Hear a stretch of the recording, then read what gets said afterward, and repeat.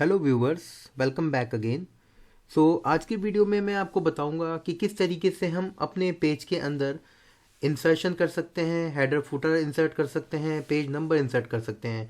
और ये एक ऐसी चीज़ है जो हमें एनी टाइम रिक्वायरमेंट होती है, एनी टाइम इसकी हमें नीड होती है।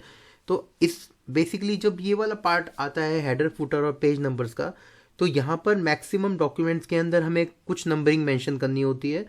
तो हम पेज नंबर्स के साथ या हेडर फुटर की फॉर्म में हम उसको अप्लाई कर सकते हैं। तो चलिए इस वीडियो में हम इसको अप्लाई करके देखते हैं। तो यहाँ पर सबसे पहले हम बात कर रहे हैं इंसर्ट मेन्यू के अंदर। अभी तक आपने देखा कैसे हमने क्लिप आर्ट्स या शेप्स या अलग अलग तरीके से स्मार्ट आर्ट और चार्ट हमने इंसर्ट किए थे। तो मैं आपको बहुत ही बेसिक चीज़ें जो हमें बार बार रिक्वायरमेंट होती हैं, बार बार ज़रूरत होती है, मैं आपको वो चीज़ें बता रहा हूँ। तो यहाँ पर जैसे कि हम चाहते हैं हेडर इंसर्ट करना, तो आपको पता ही होगा कि हेडर क्या होता है। जो टॉप लेवल पर या जो अपर लेवल पर जो इंसर्ट किया जाता है नंबरिंग, उसको हम बोलते हैं हेडर। तो जैसे कि आप देखें यहाँ पे कि हेडर में मैंने यहाँ पर लिखा पेज और मैं इसको डबल क्लिक करूँगा तो ये मेरा पेज नंबर जो है ये मेरा हर डॉक्यूमेंट पर चलेगा, यानी कि मैंने अपने डॉक्यूमेंट में हेडर अप्लाई कर दिया है। तो मुझे बार बार नंबरिंग मेंशन करने की ज़रूरत नहीं है। मैंने एक बार ऊपर पेज लिखा है तो अब मुझे हर पेज पर मेरा हेडर अप्लाई हो चुका है। हेडर अप्लाई करने का बहुत ही सिंपल तरीका है, आप इसको बहुत आसानी से कर सकते हैं।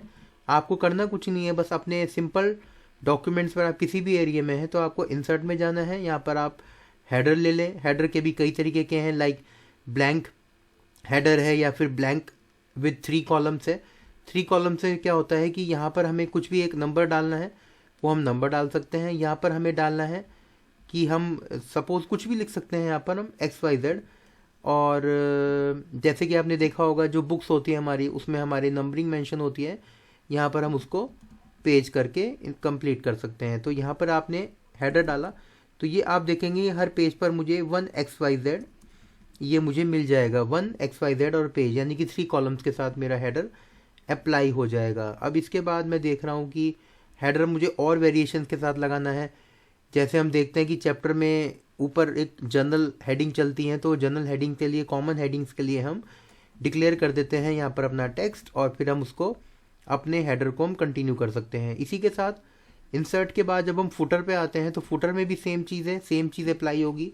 यहाँ पर भी ब्लैंक है, ब्लैंक में 3 कॉलम्स है और हमारा अल्फ़ाबेट्स है। हेडर फुटर में यही फ़र्क है कि फुटर में जो है आपका बॉटम लेवल पर वो चीज़ अप्लाई होगी। तो आप यहाँ पर कुछ भी लिखेंगे तो वो आपका हर पेज पर वही चीज़ अप्लाई होगी। जैसे कि आप देख रहे हैं यहाँ पर हेडर में तो मैंने ये अप्लाई किया हुआ है सेंटर पर, जो मैंने टेक्स्ट अप्लाई करना है।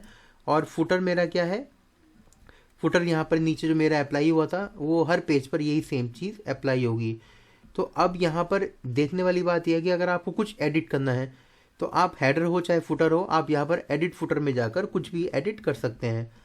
अगर आपको लगता है कि नहीं मेरी रिक्वायरमेंट नहीं है हेडर या फुटर की, तो आप सिंपली हेडर में जाएं और आप यहाँ पर रिमूव हेडर कर सकते हैं। तो आपका टॉप लेवल से जो है आपका हेडर या फुटर जो भी आप चाहें आपको हट जाएगा। तो ये ऑप्शन दोनों में अवेलेबल है, हेडर के अंदर भी अवेलेबल है रिमूव हेडर, और फुटर में भी आपका रिमूव फुटर अवेलेबल है। तो दोनों तरीक़ों से आप इसको एडिट कर सकते हैं, डिलीट कर सकते हैं, वॉट एवर यू वांट, जो भी आप चाहते हैं।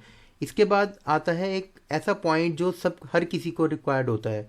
हमें नॉर्मली हेडर फुटर नहीं चाहिए, हमें नॉर्मली चाहिए पेज नंबरिंग। तो पेज नंबरिंग हमारी 4 तरीक़ों से है। टॉप ऑफ पेज आप देख रहे हैं, सैम्पल के लिए यहाँ पर दिखाया गया है। पेज नंबर 1 कैसा दिखेगा, आपको सेंटर पे चाहिए, आपको लेफ़्ट में चाहिए, आपको राइट, आपको सेंटर पे चाहिए या फिर राइट में चाहिए, वो आप अपने अकॉर्डिंग सेट कर सकते हैं अगर आपको टॉप में नंबरिंग डालनी है। जब हम करते हैं बॉटम ऑफ पेज, तो बॉटम ऑफ पेज में आपको नंबर कहाँ चाहिए, लेफ़्ट में चाहिए, सेंटर पे चाहिए या राइट में चाहिए, ये भी मैटर करेगा। पेज मार्जिन, पेज मार्जिन मतलब आपको मार्जिन कितना रखना है, मार्जिन कितना सेट करना है, वो आपके उसके अकॉर्डिंग सेट होगा। जैसे कि अब यहाँ पर मार्जिन आप सेट कर रहे हैं हेडर का, तो वो मार्जिन आपका सेट हो जाएगा। इसके बाद पेज नंबरिंग के हम देख रहे हैं कस्टम पोजीशन चाहिए, आपको बहुत ही कॉर्नर में ले जाना है, तो आपको ये वाला ऑप्शंस भी इसमें अवेलेबल है। आपको जितना इंडेंट चाहिए, जितना स्पेसिंग चाहिए, वो सब कस्टम पोजीशन और पेज मार्जिन के साथ अप्लाई हो जाती है।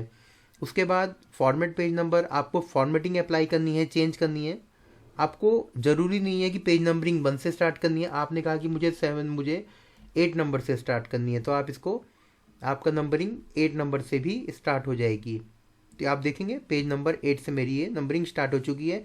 अब ये फुटर पे क्यों अप्लाई हुआ है, क्योंकि यहाँ पर हमने हेडर में कुछ भी फॉर्मेटिंग अप्लाई नहीं की थी, तो उसने बाय डिफ़ॉल्ट हमारा फुटर पे वो नंबरिंग स्टार्ट हो गई है पेज नंबर 8 से लेकर पेज नंबर 9। जो भी नंबरिंग आप जहाँ से स्टार्ट करना चाह रहे हैं, जिस पोजीशन से स्टार्ट करना चाह रहे हैं, वो आपकी नंबरिंग स्टार्ट हो जाएगी। आप चाह रहे हैं नंबरिंग को हटाना, तो सिंपली रिमूव हो जाएगा।